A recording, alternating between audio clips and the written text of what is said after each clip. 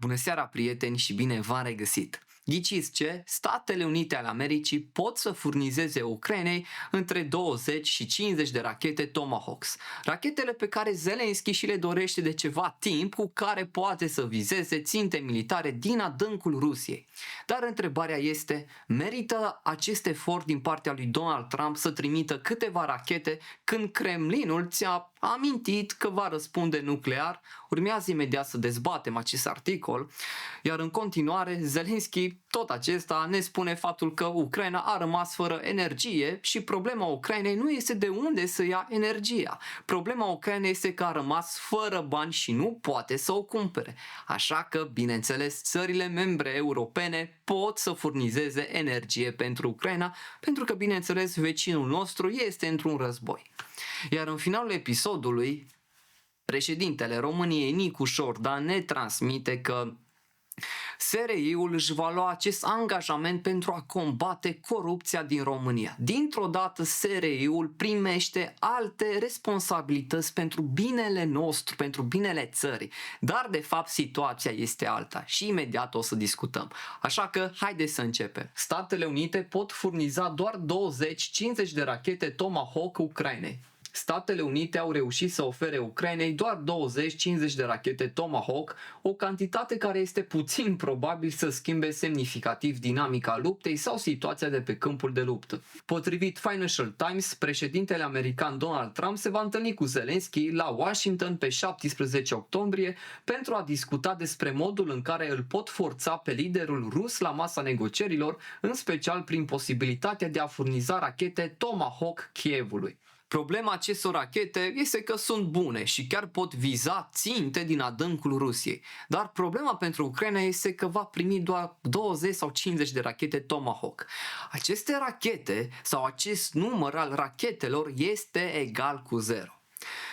Federația Rusă trimite în Ucraina în jur de 100 de rachete pe zi și aproape sau chiar 1000 de drone zilnic. Aceste rachete 20 sau 50 pentru Ucraina este egal cu o frecție la picior de lemn.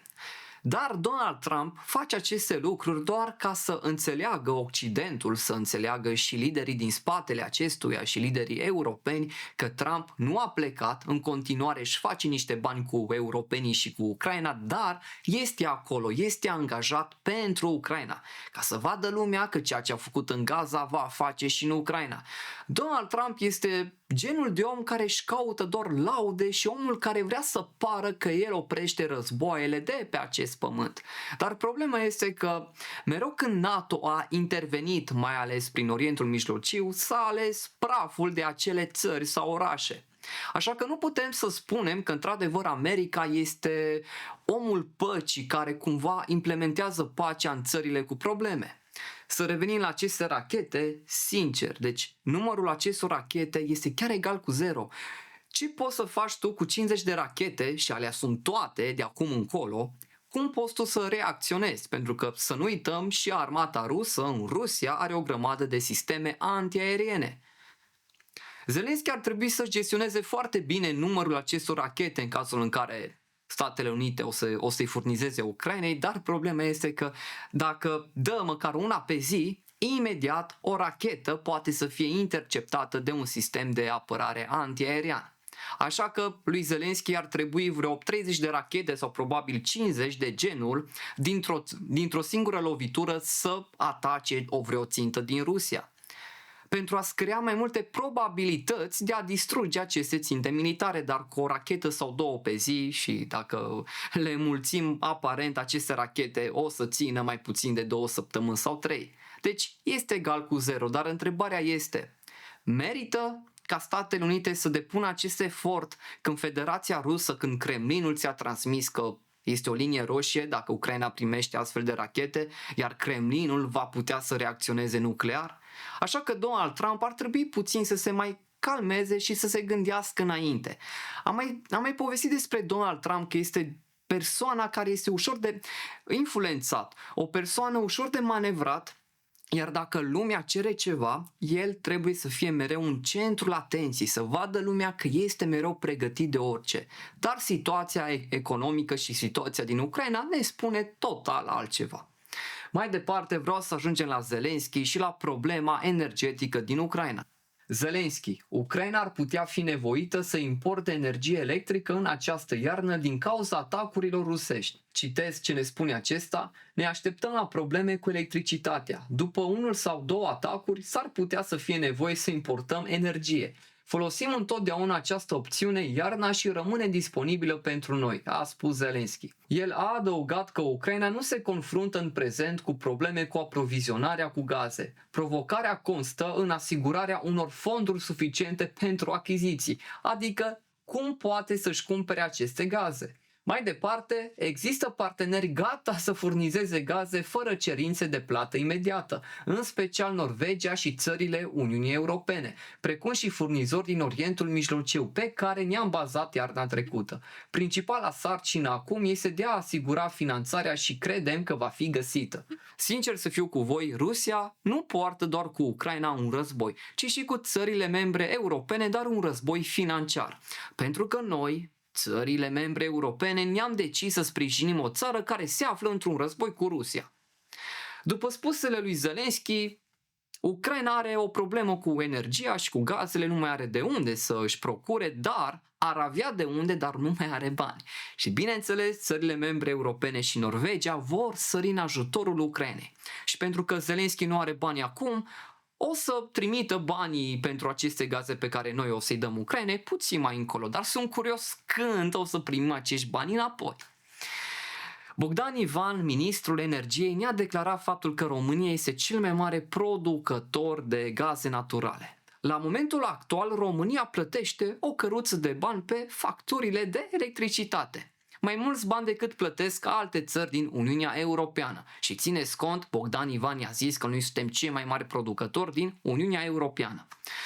Din păcate, acest gaz nu poate să fie convertit în energie prin aceste centrale pentru că Uniunea Europeană ne-a pus o grămadă de reglementări, legi și restricții ca să respectăm normele poluării și normele Uniunii Europene. Și pentru că suntem constrânși, noi degeaba suntem cei mai mari producători de gaze naturale, pentru că nu putem să le folosim sau să le transformăm în energie și să avem o factură mult mai mică. Deci este 1-0 pentru Uniunea Europeană. Iar din nou România, din toate aceste laude, că noi românii suntem chiar ținem foarte bine la prestanța noastră să ne lăudăm, noi am rămas doar cu eticheta că suntem cei mai mari producători, dar când vine vorba de facturi, de bani, de probleme, suntem campioni la lucruri negative. Și asta ne definește pe noi. Mai departe vreau să ajungem la Nicușor Dan, că toți suntem la România. Se pare că Nicușor Dan vrea să bage SRI-ul puțin mai adânc în economia României. Nicușor Dan vrea să implice SRI-ul în lupta anticorupție, dar cere delimitări clare, citez, cu toate precauțiile. Președintele Nicușor Dan a anunțat că intenționează să implice Serviciul Român de Informații în lupta anticorupție în viitoarea strategie națională de apărare a țării, document care trebuie aprobat până la sfârșitul lunii noiembrie. Potrivit lui Nicușor Dan, implicarea SRI în combaterea corupției trebuie făcută cu toate precauțiile, pentru că am avut o lungă discuție în societate despre interferența Serviciului Român de Informații în activitatea parchetului. Nicușor Dan are o nouă strategie și este musai să implice SRI-ul pentru a combate corupția din România. Pentru că ar trebui să apere securitatea națională a României. Iar acesta este marele pretext creat de ei, ca să nu înțelegem noi greșit că SRI-ul primește prea multă putere. Dar să nu uitați că avem DNA și alte organe competente care ar trebui să se ocupe de aceste aspecte. Că de asta îi plătim, de asta sunt plătiți și de asta plătim noi taxe. Nu SRI-ul să facă aceste lucruri de a combate corupția din România. SRI-ul ar trebui să se ocupe strict de securitatea națională a României și să nu mai vedem de fiecare dată la alegerile prezidențiale interferențe. Și asta îmi spune că de fiecare dată când avem interferențe, SRI-ul nu-și face treaba. Atunci de ce îl mai implici în anticorupție? Și aici este marea întrebare. De ce Nicușor Dan vrea să implice SRI-ul? Pentru că SRI-ul are o grămadă de putere, o grămadă de forță și nu îi trebuie atâtea dovezi, nu îi trebuie mandate și poate bineînțeles să meargă peste oricine care bineînțeles este corupt sau a comis o ilegalitate prin acte. Ceea ce face Nicușor Dan astăzi este o mare greșeală pentru libertatea noastră, pentru ceea ce ține de libertate și contextul țării, cum funcționează fiecare institut în parte.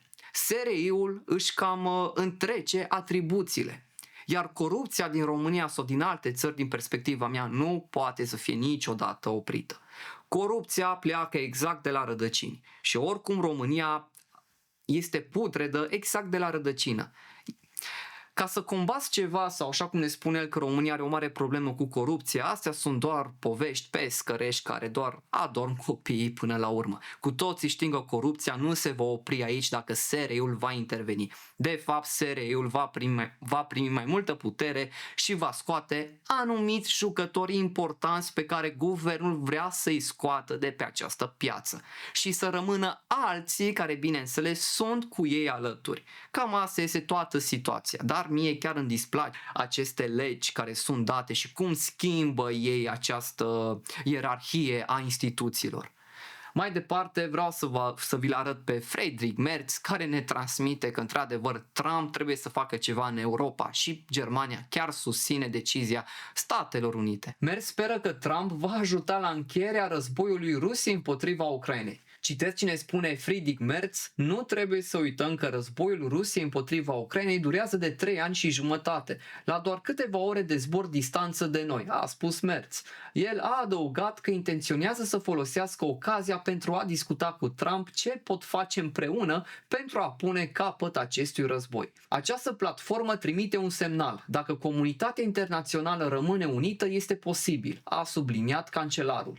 Merz a subliniat că pentru europeni războiul din Europa este cea mai mare amenințare la adresa libertății. Nu vreau să ascund acest lucru. Contăm și pe sprijinul continuu al Statelor Unite ale Americii, așa cum au demonstrat-o în această regiune. Trebuie să o arate împreună cu noi în Ucraina și împotriva Rusiei. Vreau să vă transmit că aceste declarații făcute de Friedrich Merz nu sunt făcute așa la întâmplare. El încearcă să-l țină pe Donald Trump angajat în Europa, dar și în Ucraina. Cu toții știm că Trump s-a retras și noi, europenii, cumpărăm de la Statele Unite armament militar și îl donăm Ucrainei. Pentru că Europa nu mai are bani și caută o grămadă de modalități pentru a împrumuta activele înghețate ale rușilor, ei înțeleg această situație și înțeleg că Ucraina nu mai face față, a rămas fără curent, fără apă, fără gaze, fără nimic. Ucraina devine o povară din ce în ce mai mare pentru noi și pentru că noi am rămas fără bani, am rămas fără industrie, am rămas fără fabrici, avem o rată mare de șomaj, chiar mai ales în Germania, 3 milioane de șomeri. Asta ne spune că noi, ca europeni, și nu zic eu asta ne spun cifrele, graficele și realitatea adevărată care doare, că Europa, datorită sau din cauza războiului din Ucraina, a sărăcit și se pare că Rusia crește din ce în ce mai mult. Și acum lumea o să zică că sunt putiniști sau sunt plătiți de Rusia. Dar asta este realitatea, din păcate, și da, îmi este greu să accept că cineva s-a folosit de noi și realitatea ne arată că fiecare om are o criză financiară în portofel. Dacă ne uităm pe piață, dacă ne uităm pe piața extinsă, câți dintre noi, la momentul actual, poate să-și cumpere un apartament cu banii jos sau pe câțiva ani, nu știu, pe 5-6 ani să-și facă o rată pentru acel apartament. Aparent, majoritatea mergem și tindem spre 20-30 de ani datorie la un apartament. Să nu mai vorbim de situația locurilor de muncă. Din ce în ce mai greu este greu să-ți găsești un loc de muncă pentru că vedem o grămadă de restructurări de angajați. Fabrici care se clatină și merg spre faliment. Dar unii oameni nu observă aceste detalii în Europa, pentru că nu mai produce nimic și nu mai avem ce să mai lucrăm. Dar bineînțeles, mergem mai departe cu Ucraina, că Rusia va pierde, că așa gândesc unii lideri europeni. Să revenim la Donald Trump, Trump până la urmă s-a retras din Ucraina și din Europa pentru că nu își mai permit nici Statele Unite să mai ofere bani Ucrainei, pentru că și SUA are o grămadă de datorii de câteva trilioane. Așa că Trump profită de noi europenii, ne ține izolați, ne mai arugă câte o vorbă bună să rămânem cu SUA și cu Ucraina, să nu ne atașăm de China sau de Rusia. Între timp, alții fac alte manevre în spate și noi rămânem mai săraci, mai izolați, dar dependenți de Statele Unite ale Americii, iar Donald Trump o să facă cu noi ceea ce el își dorește.